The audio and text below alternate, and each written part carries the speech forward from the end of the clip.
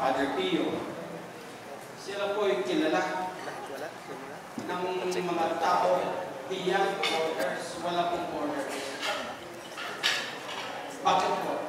Dahil ang gumagalaw po rito, hindi yung ano ng tao, kundi ang kamay ng Diyos.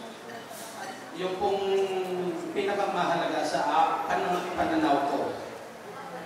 Sila po, si Joseph, at yung mga kapatid nila ay iniwanan na po namin siguro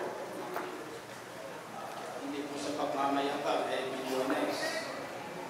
Pero hindi po namin iniinda yun. Dahil ang mas mahalaga po sa amin, nakikita namin ngayon, ay sana sundan nila itong nabanggit kong mga core Christian values. Dahil ito po ang totoong magbibigay sa atin ng happiness, lasting happiness, everlasting joy. Ngayon, itong occasion po ito, sineselebrate po natin yung wedding ni Joseph at ni Jenny.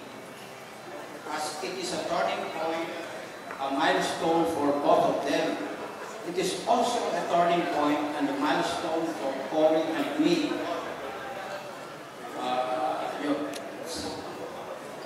Today marks the completion of our duties as parents. A major reason to celebrate our marriage also on this occasion with all of you present.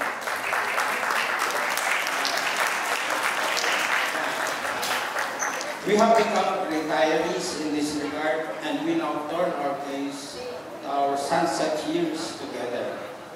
But we face them with a sense of fulfillment and with abiding trust in our ever-solicitous and loving Father.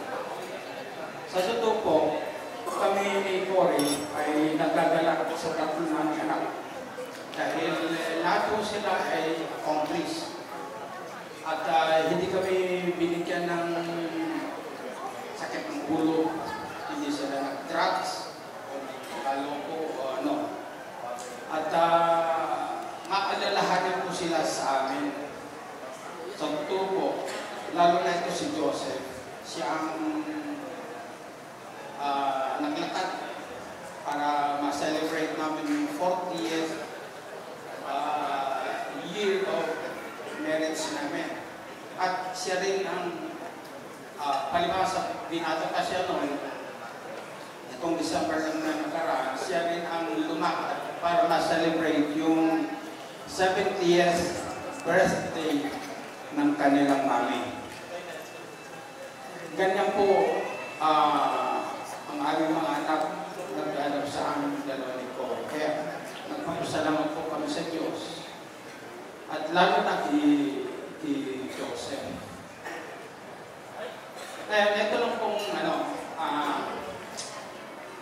isang maliit na bahagi sa buhay ni Joseph na makikita kong magandang balikan. Parang example, gawin natin example kung paano po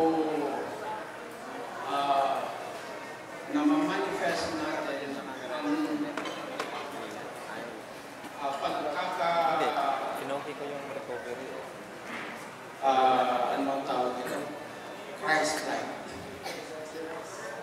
Dahil nung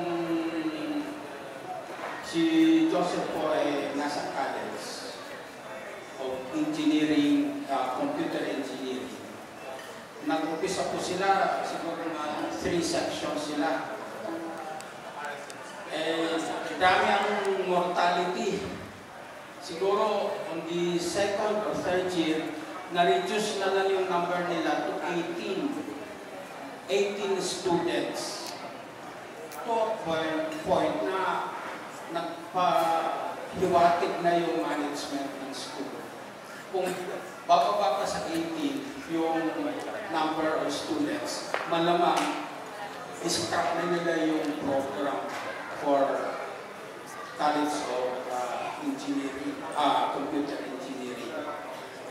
Ngayon ito si Joseph, nung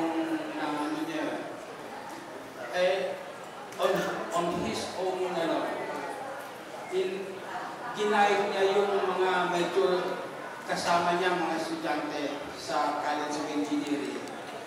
Inarugan niya, tutor, sinutor niya.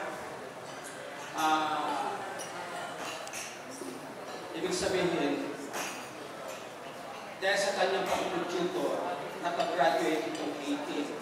At dahil sa ginawa niya katabuyot sa mga kasamahan niya, siya po ay tinaguyo din ng Diyos. Siya ang first student na nag-graduate with honors sa College of Computer Engineering.